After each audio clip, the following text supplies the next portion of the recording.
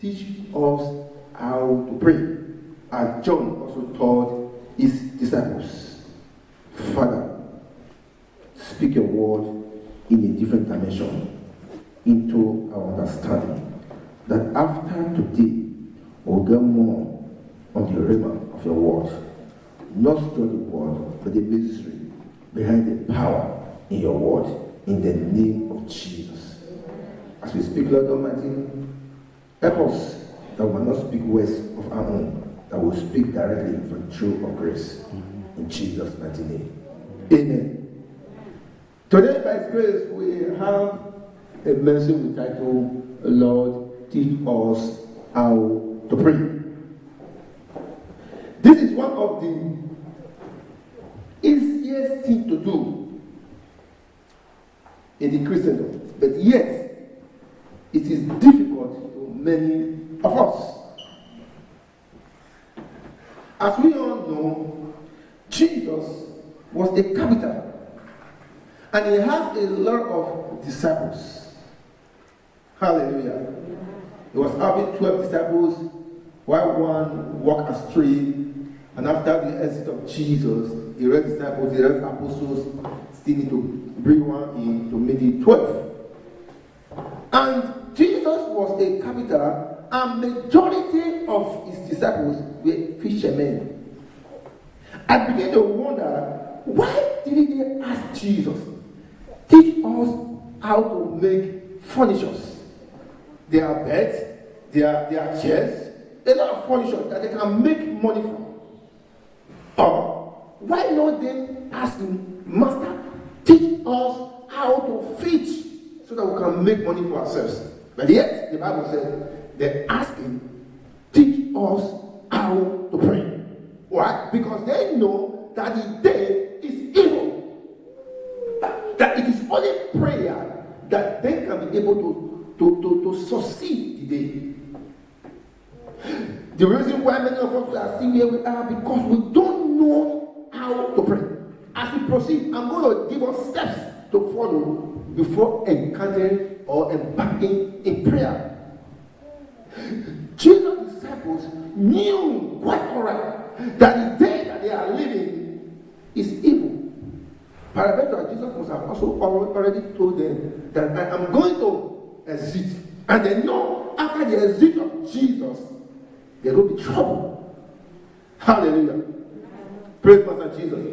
Many of us know where we came out from. Many of us, we know the home we came out from. We know the city we are out from. We know the village we are out from. Yet, we don't know how to pray. Some of us, we just feel like prayer is not necessary. It's not really necessary. As far as I have received Jesus as my Lord and personal Savior, I'm saved, I'm secure. Of course, you are saved, you are secure. But don't forget, there are forces, there are power, there are people who are waiting for you to fail, that they might laugh at you. That is why you need prayer. Prayer is the spiritual machine of a Christian. Where prayer will go, you cannot go physical. Hallelujah. There are some certain areas that prayer will go to that you cannot attain physically. So that is why prayer is necessary as a Christian. Prayer turns things upside down. There are some things you cannot face with your physical eyes.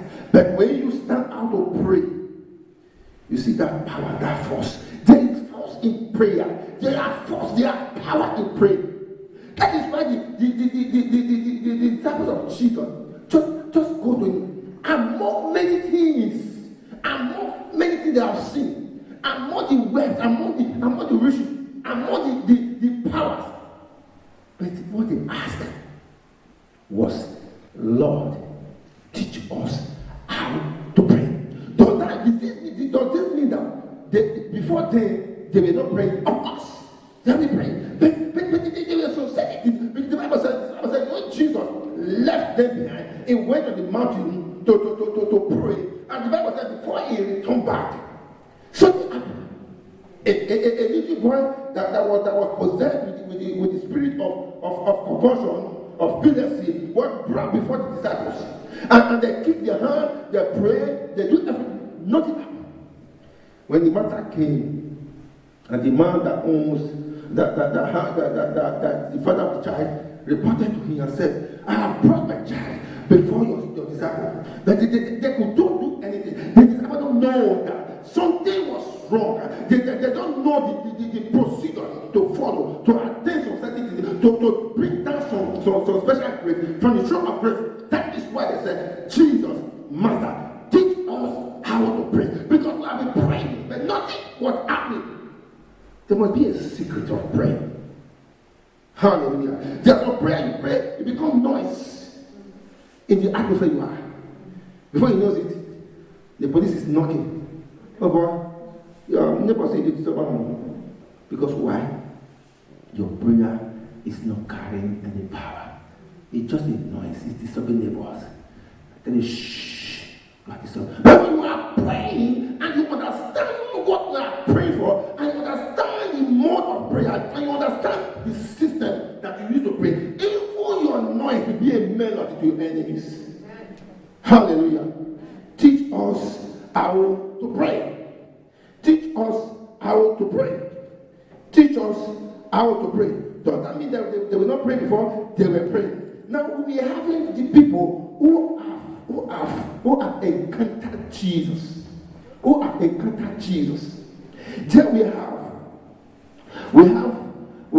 Peter, who was a fisherman.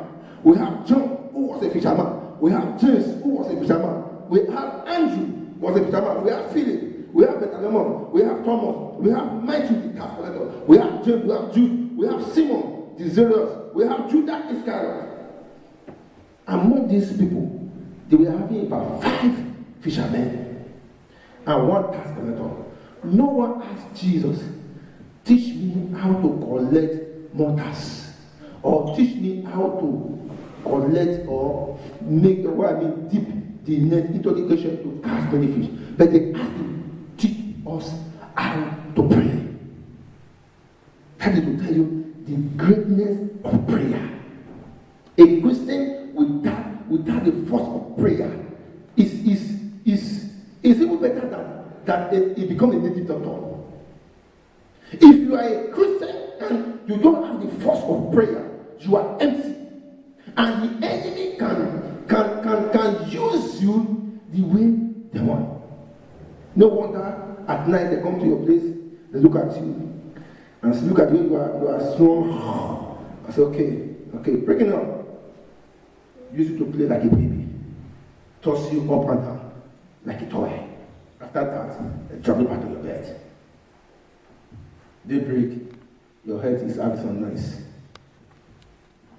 I sleep. He said, yes, I don't sleep well. Let me make sure you give me. Who told you? Because you don't know how to pray. People have made you to become like a toy that they can play with. Church of God, prayer is one of the essential tool or commodity, however you will name it, in the Christendom.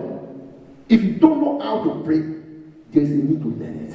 The disciples of Jesus went to him and asked Jesus, teach us how to pray. And Jesus said, when you want to pray, number 1, give thanks.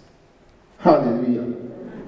Give thanks. The Bible said in the book of 1 Thessalonians chapter 5 verse 18, the Bible said, in everything, in all things, give thanks. Some of us who don't know how to give thanks, we just go straight to God and say, God, this one, no, give thanks. Father, I thank you for the gift of life.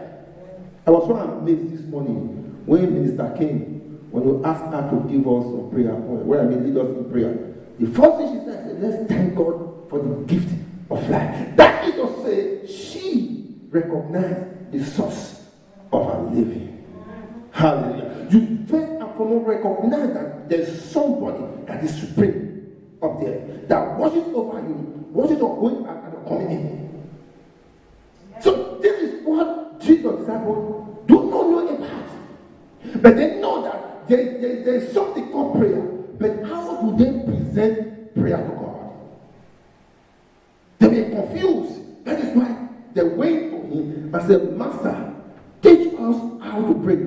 As John taught his disciples. Because John also had disciples. But they must sit down and praying in tongues, doing all kinds of exercise during prayer. And and they can do it. Hallelujah. Many of us, the time we spend to sit down and define ourselves with the word of God, watching at those who are ahead of us. We are there looking at and so they come to talk for social media now. We start listening to all kinds of rubbish. Hallelujah. I advise you to take the gospel more than as it was in the beginning. Because the time is drawing nearer and nearer. Amen. It's drawing nearer and nearer. If you are a Christian and you cannot stand out to pray for 1 hour without stopping, something is wrong. Something is wrong. You should enjoy prayer. Not just because you want to demand from God, but you should enjoy prayer because in praying, you are in God's presence. You should enjoy prayer because when you are praying, you have the opportunity to communicate with your sin being. And let prayer be a source of enjoyment. Let it be a source of joy to you. Those of us that have wives, that have husbands, sometimes we just sit down and begin to discuss. Begin to tell ourselves some funny things, some lovely things. We enjoy that presence. That is how it's supposed to be with you. Once you are praying, let it be something that you enjoy, not something you are forced to do. Not something you just try to do. But something when there are people sometimes when they are praying 3 hours. Yesterday I was listening to a man of God. He said when he went to, is he on corn or so? There was one of God that was there that he went to visit, and they brought in, the wife of the man of God brought in a breakfast, and he asked, being that he was a visiting pastor, he asked the host to bless the food before they eat. Said the man entered prayer 8 hours to bless breakfast. He said the man was praying. He fell asleep. He slept. When he woke up, the man was still praying. When they bring dinner, the man said, "Let me pray." He said, "No, don't worry, I'll pray myself. I don't want to pray." Hallelujah. That is how. Do you know if you are a prayer warrior, if you are a prayer machine, you are a danger zone to the kingdom of darkness. There's a flame of fire that is around you. They do not dare you. Hallelujah. No one looks for your trouble. Whenever they send any demon, they look at you and say, "Evangelist, no, I can't go there." Because why? In you, your name is there in the kingdom of darkness. They look at you and they put you and say, "This one is a danger, we can't go to this territory." Because why? There is a machine of prayer in you. Lord, teach us how to pray. Lord, teach us how to pray. One of the reasons why you also pray is that they are what we call destiny parasites. Hallelujah. Join me tonight 8 p.m. on my online program. I'm talking about destiny parasites. They are destiny parasites.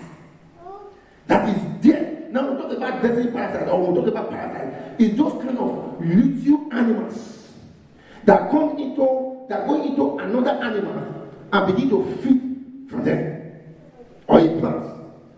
Now, let me make it clear a little bit. Those of us that came from Africa, we understand what we call lice that goes into the hair. When it's there, very little, begin to suck somebody's blood. That is parasites.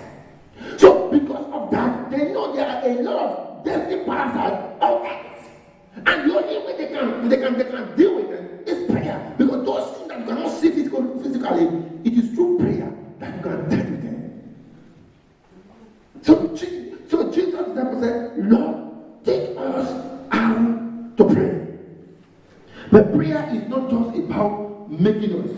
Prayer is about telling God or appreciating God or letting God know the reason why to pray. Hallelujah. Praise Master Jesus.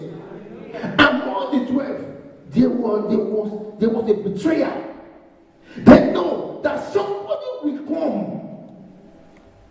Apart from Jesus knowing, the disciple knows that somebody will come that will bring disunity among the brethren. They know. Because his move was always a roof of a thief. The Bible said a woman anointed Jesus with an oil, and it was a very costly oil. And this man said, why will this woman waste all this oil? Why not sell it? Why not sell it? That they might bring the money to the boss of the church. And the Bible said, he said that not because he cared for the church or cared for the poor, because he was a thief. So from then, they knew that Judas Iscariot is a thief. They know that they'll be in trouble after the exit of Jesus. So they needed Jesus to put some things aside. Because he prayed, there are procedures that you need to follow. You don't just talk, you don't just pray because you want to pray. Hallelujah. Amen. And now, Lord, teach us how to pray. When you pray, say, our Father who art in heaven, recognize him. Recognize him, our Father who art in heaven. Recognize him. Recognize who you are talking to. Recognize his supremacy. Hello be thy name. In other words, you are telling Father, if not you, no one else. If not you, no one else. If not you, no one else. Majority of us, yeah, I can do this thing, I can do that. I was able to. No! It is by his grace. Recognizing, Father, by your grace, I am who I am.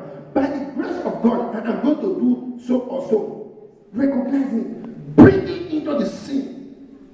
Let it be the channel, let it be the one that the honor is given to, not yourself. Not yourself. I can do all things through Christ that strengthens me. Paul would have said, I can do all things because I am an apostle. And that's not. Because without the grace of God, we are nothing. John chapter 15, verse 15, the B part of it said, without him, we are nothing. Hallelujah. Bring it in. Give thanks.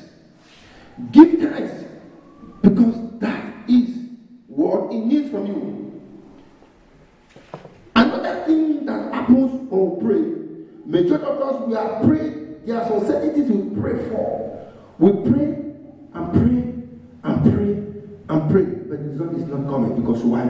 We pray and miss. James chapter 4 verse 3.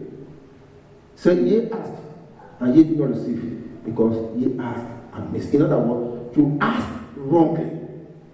These are some reasons why Jesus' disciples asked him to teach them how to pray. Because when they are praying, they just pray anyhow. You're supposed to have mode, system, line of prayer. Hallelujah. Praise Master Jesus. So because of that, they ask him, Master, teach us how to pray.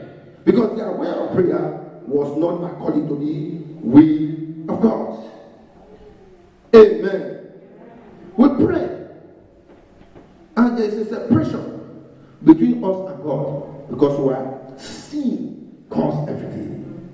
The Bible said, there is no righteous before God, no one. For all have sinned and fall short of the glory of God. But there's a good news that the Bible said, if you confess your sin, and God is faithful and just to forgive you all your iniquity.